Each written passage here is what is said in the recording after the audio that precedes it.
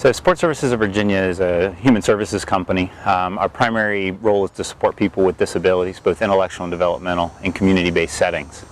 So we provide a lot of traditional services that waiver service providers, which is what they call us here in Virginia, provide, such as group homes. Basically, it's like a 3-bedroom ranch home, 3 or 4-bedroom ranch home where the staff kind of come and go, and they provide sports and training to the people who actually live in the home.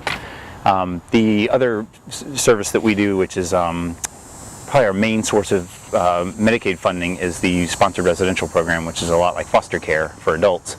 And so the folks that are providing the supports are similar to the direct support professionals in the group home setting. The difference is there's only one family, basically, and then the person moves into that family's home, and hopefully they live happily ever after. We also do day support programs, which ours are kind of a hybrid between a center-based and a community-based day support, where people come in from both our company in our residences as well as outside residences, and then they basically pick somewhere they want to go in the community. It could be anywhere from the mall, the beach, museums, parks. Basically, we're in the middle of Hampton Roads, and there's always 1,000 things to do. So they come in, pick a place to go out and have a blast, hopefully learn some skills, be included in the community, try to meet friends who are not paid caregivers.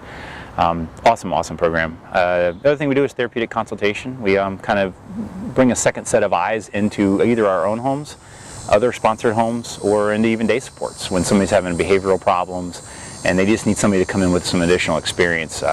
We both have contracted, as well as people who work with us, to go in and do therapeutic consultation. We also do an in-home program, which is also one of my favorites, which is basically somebody might even have their own home living by themselves in the community. And so we're able to send our DSPs in and provide round-the-clock care for that individual, so they don't have to stay in a congregate style setting. That program also can be used for people's kids, like maybe a mom has a child with autism or something like that, a mom and dad, and they need a little bit of support before or after school, or just some additional training on spectrum disorders and the challenges that can go along with that. So we can send our DSPs in to the family's home, where we can work with kids and adults in that type of setting. So we are in many areas across the state. We started out in Virginia Beach, and then we expanded over to the Lynchburg area, and that division grew pretty quickly.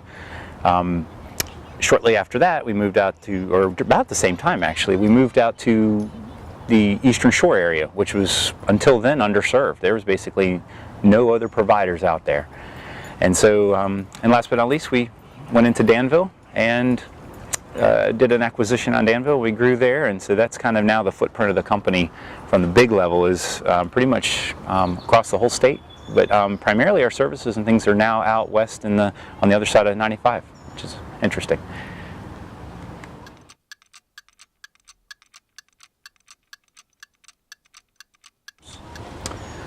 This is probably something I could go on and on about. We are extremely different on many levels. Right off the bat, we are what I like to call a mission-based for-profit. We basically want to operate the company whichever way is in the best interest of both the people that we support and what they need, even if it's very unique and individualized.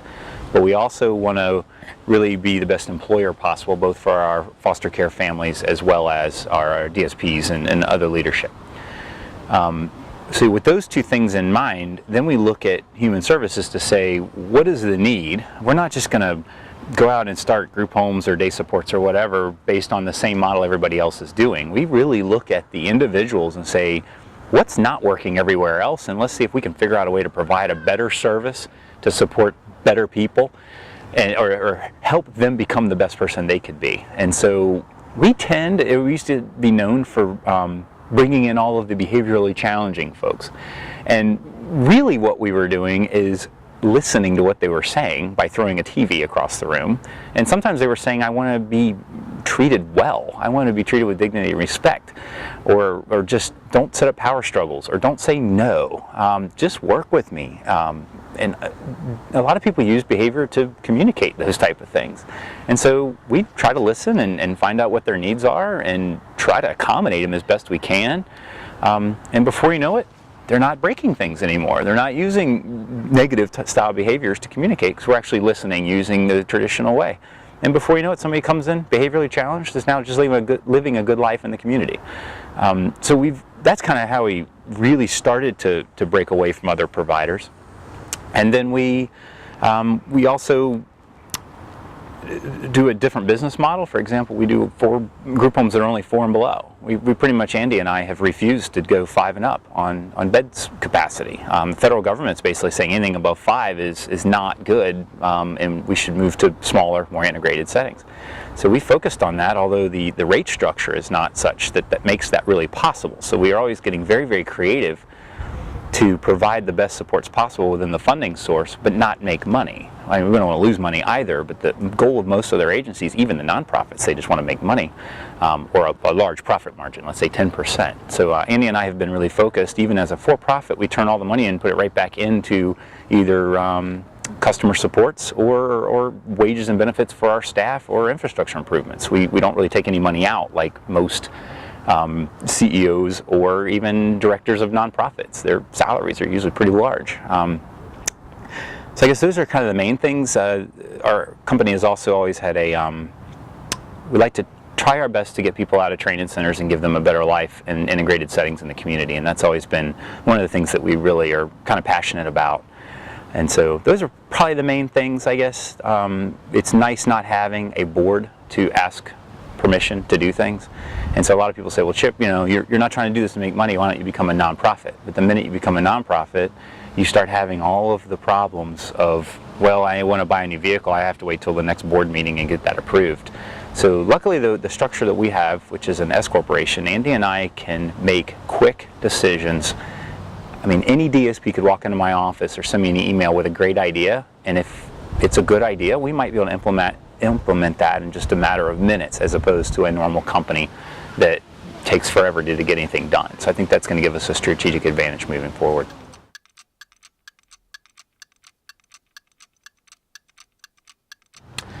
All right, when it comes to leadership, let's see. I've done lots of different roles in my past careers, and I never really thought of myself as a leader. But in most of my careers, I usually rose to the top of whatever I was doing pretty quickly, and I think that really came down to work ethic and accountability. A lot of people always want to blame somebody else or make up excuses, and I've always been one to basically take the stuff out of the too hard box and try to solve problems. And I think naturally those types of folks with that type of ethic just kind of move up into roles of leadership. I wasn't really let's say supervising people when I moved up here, and I've never really wanted to be a person that was asked to lead lots of people. I kind of liked being in charge of something like a restaurant, which is a lot easier to, like when it comes down to the food cost and management of infrastructure. I'm more of a black and white type stuff person. I'm not as much a people person. This opportunity with SSVA though, I think I was maybe 33 or so years old when I moved up here. And all of a sudden I've got 180 employees, and so I had to kind of figure out the people stuff pretty quickly. Unlike most organizations, such as Support Services Virginia, they usually have one leader in charge of everything, and that leader is basically usually later in their career, and they know lots and lots and lots of stuff because they have years and years of experience. So here I come up here, and get plopped into CEO role pretty quick, and had to figure it out. So what I learned really quickly when it comes down to leadership style is surround yourself with smart people that have a skill and a talent that you don't have, and try to build a good trusting relationship, try to empower them and basically give them a little piece of the pie and say, look, you're the expert on day support, you're the expert on human resources, you're the expert on the fiscal department, just do your best and use good judgment, and ask me if if there's anything that's kind of could cost the company a lot of money or hurt somebody or be out of compliance with the regulation, let me know. But other than that, I try to empower people as best I can. Some people don't like to be empowered, so there's those challenges. But when it comes down to it, I guess I know I don't know it all. I try to find out what are my skills and talents and focus my efforts on those areas, which are usually things that other people either don't want to do or they don't necessarily have the skill. And then I let other people do what they like to do. So what I like to say as a joke kind of is I like to build stadiums and let other people play the game. Whatever game they want to play, I could care less. You want to start a transportation company? Well, we know how to run companies, so why don't you start your transportation company within our organization, and we can make that happen. So we've done that a number of different times, and it's worked well. And I don't know, maybe talk to me in 10 years, I might have a different leadership style. But right now, that's what I found out is working, and it seems to me that the people who I do my best to lead and who choose to follow me in their careers, seems like they appreciate it. And so if it's not broke, why fix it, you know?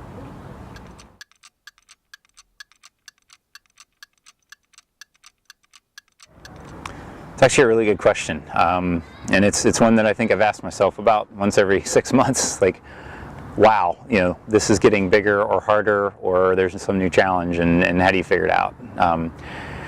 First of all, I think being a CEO of any company of any reasonable size, you have to be a self-studier. You have to understand that no matter what problem you face, somebody else in the world has faced it before, and so you have to be able to know where to do research and like basically try to know exactly how to go to the internet or ask people or read a book or do whatever you have to do so that you can figure out how to solve the problem. Because as CEO, you don't have a helpline. I mean, you have your attorney and your CPA and all these people that are very expensive.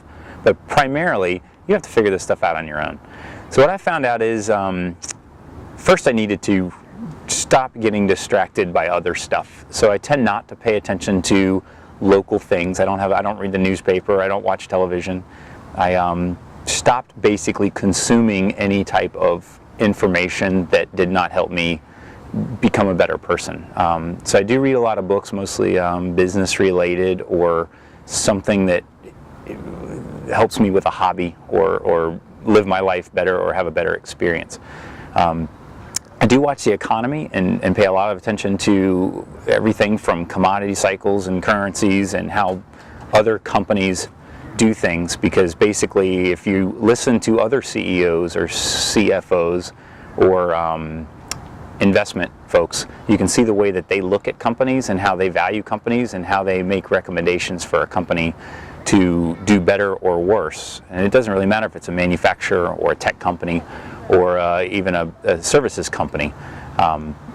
So I try to focus on that when it comes down to consumption of information. I do participate in quite a few organizations that have other company owners. And so what that's doing is benefits of hanging out with other people who run companies. When I first got up here in SSVA, I was very kind of focused on the company and operating it the best I could figure out and working with the local team. And shortly thereafter, I found out basically, wow, if I can get involved with these other company or other organizations that have other leaders, I can ask them questions on how they solved a given problem, or how they, or the problems they face might be different than mine, but one of my experiences could help them out.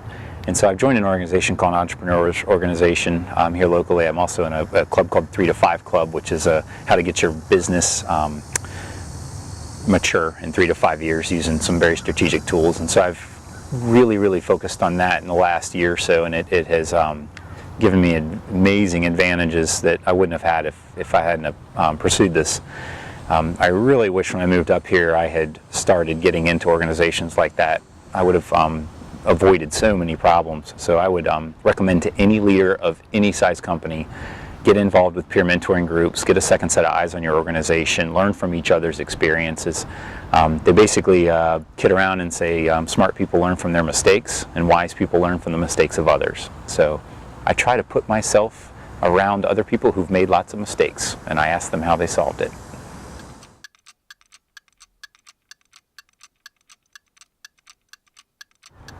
Okay, when it comes down to successes, we have had a lot, and so it'd be hard to basically narrow it down to just a handful.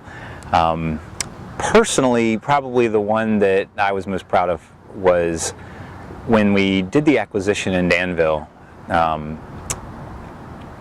basically knowing that this company is going to go out of business, and probably, I think at the time they had about 75 employees, and I basically didn't really know any of them. I had stopped by and looked at the organization a few times and just saw people in passing.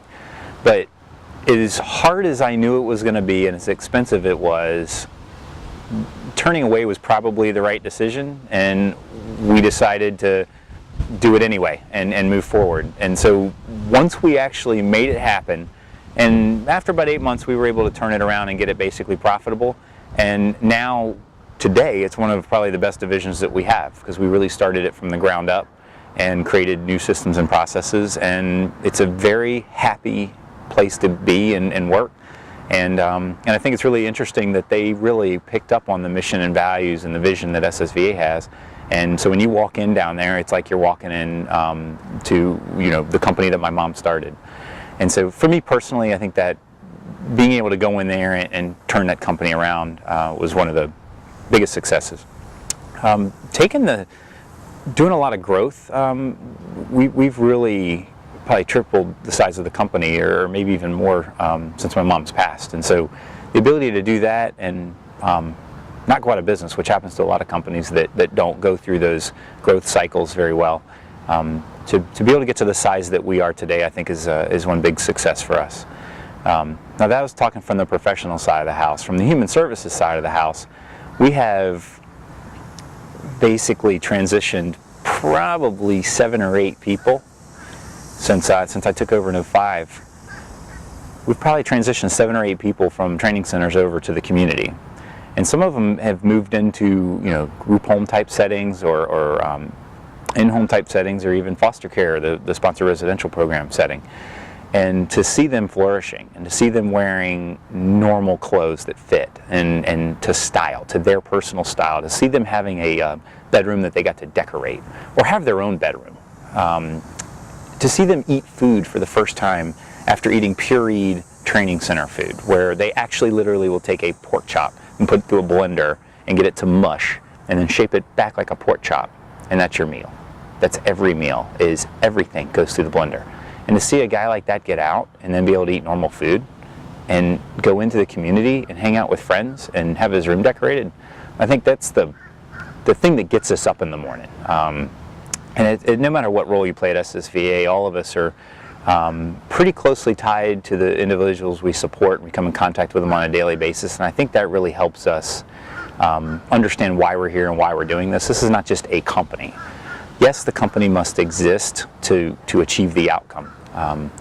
And so as long as we stay focused on the outcome, that's the supporting people with disabilities as best possible and becoming the best employer possible, we will continue to have many successes.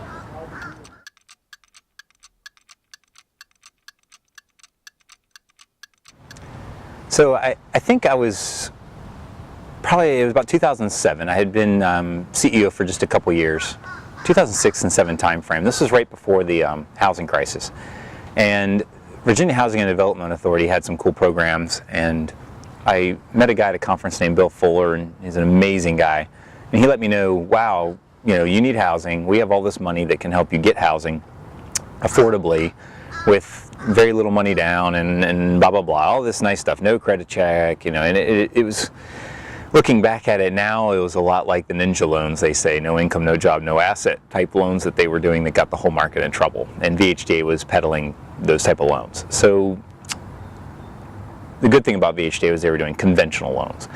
So I see this big pot of gold sitting there. I've got a guy that's saying I can help make this happen. I even had 2 real estate agents that were, of course, highly incentivized to sell houses, and they were willing to figure it out. So basically, we decided, let's fire all of our landlords. That way we can do our own modifications. The neighbors can't kick us out. We can't get evicted. Our maintenance guys can go in there and do their thing and not have to ask permission. And so, stupidly, I bought 2 houses and then bought 2 more houses 6 months later. So at this time I was young. I had not been CEO very long. And I made those decisions. And I knew that the housing market was going up. I figured it was going to crash. I knew it was a bubble. I was smart enough to figure that out. And I knew I wasn't going to be selling. And so I figured I'll make it through whatever bubble, but I thought if housing prices keep going up, we are going to have to move out of Virginia Beach because the housing was going to be too expensive. Which is pretty true to this point, basically. So I am glad I did it. But the lesson I learned, which I wish somebody had shared their experiences with me back then, was, Chip, if you buy 4 houses, you have to fix up 4 houses. You have to do overlapping rents for 4 houses. And it's going to cost a huge amount of money. And that's what we did not have at the time. I knew I could get these loans. I knew I could get into the house. I knew I had renters that had the money that could afford to live there. What I didn't calculate was, but what about the overlapping rents? What about having 2 houses open at the same time, paying 2 power bills, 2 water bills, 2 insurance? Totally crushed our bank account, put us on a downward spiral.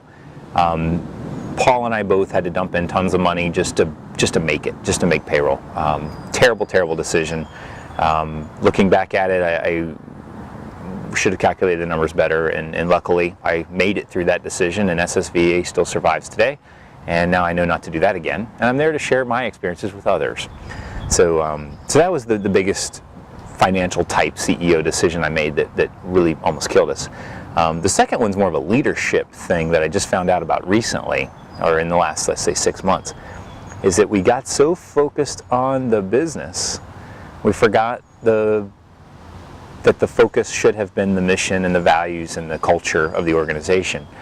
And what that let us do is it let us hire some people that had the skills to be in a position, but they didn't share our passion. And so what that caused is more of an industrialized mindset versus the empowered, passionate mindset of somebody that just absolutely loves their job. And so recently we have put a lot of focus on bringing culture back to the forefront. Of course, business always has to be second because you have to pay your bills. But at the end of the day, a business is useless unless it's there to do some betterment of your community and the world around you. And so we brought that back to the starting point. But I wish, or back to the forefront. But I wish we had learned that lesson back in '05 and kept it going.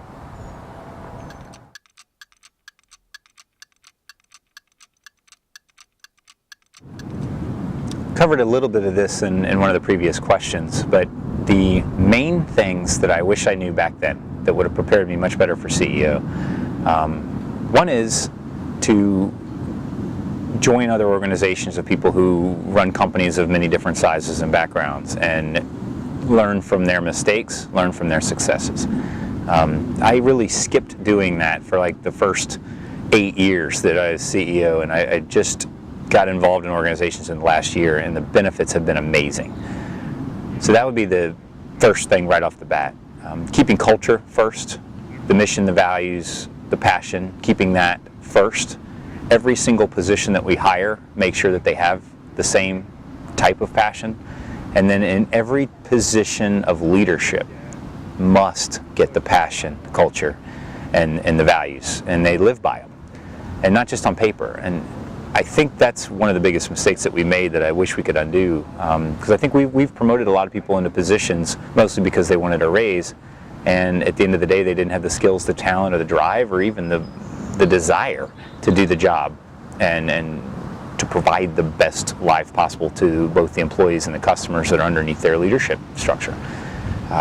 The financial side of the house, I got into, learned a lot of Excel. And I found out that no matter what your CPA says and your attorney and all the business classes, at the end of the day, you have to track trends and run ratios and run metrics. And so by listening to, Bloomberg Radio and other economic stations, I can hear the types of things that company analysts think about and things that they look at on the balance sheet, and start building in those metrics into tracking tables, everything from labor to cash flow to debt, income, and track that stuff over time. And so things like QuickBooks and Peachtree, they don't really have that capability. You can take a snapshot. So I found out that no matter what, you pretty much have to do it yourself. You have to know Excel inside and out. You have to know what metrics to track, and you have to be diligent in trying to make sure it's garbage doesn't go in, so garbage doesn't come out. So I think if back in '05, if I would have realized the importance of that capability, I think I would have blended that in to my bag of tricks, especially in regards to labor management. I used to run a McDonald's, and we knew how to make hamburgers, and we knew how to make them efficiently. And we knew how much waste we had, and we knew how much food costs we had, and we knew the exact profit on every single burger sold. And here we are in a human services company where our primary expense is our DSPs and the other people on our team, and we have very little capability to track metrics related to that labor cost, both on the benefit side or the number of hours used. And so looking back at it, if we could have became labor management experts back in '05, this company would be even double the size as it is now, because we would have avoided a lot of the mistakes we made.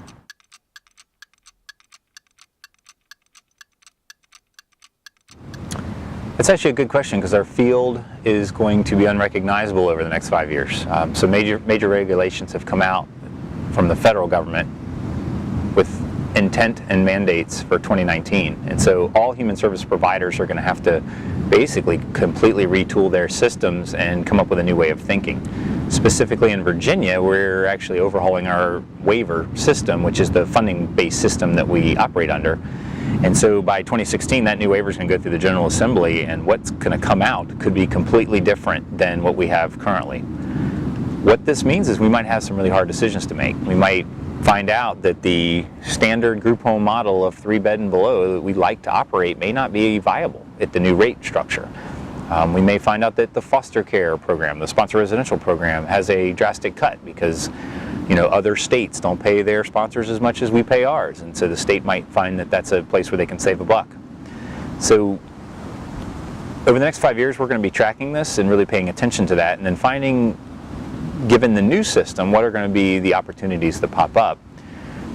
My guess is on the opportunity is a lot of people are not going to retool quick enough, so I think the opportunity for acquisitions is going to go up, primarily because people, I think, will go out of business, especially the smaller companies.